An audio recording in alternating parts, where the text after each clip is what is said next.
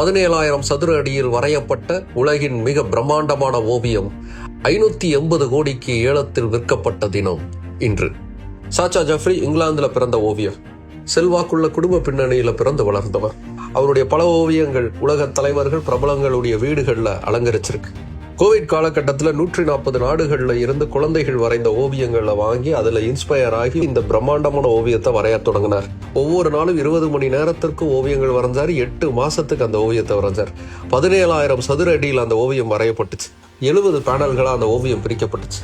கைவிடப்பட்ட நிலைமை, தனிமை, இதெல்லாம் குழந்தைகளை எப்படி பாதிக்குதுங்கிறத அடிப்படையா வச்சு இந்த ஓவியம் வரையப்பட்டுச்சு.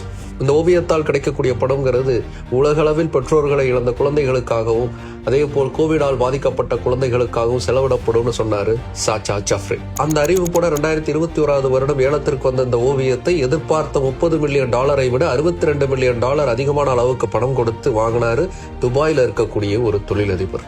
அன்றைய தேதியில் அதோடைய வேல்யூங்கிறது கிட்டத்தட்ட 581 கோடி.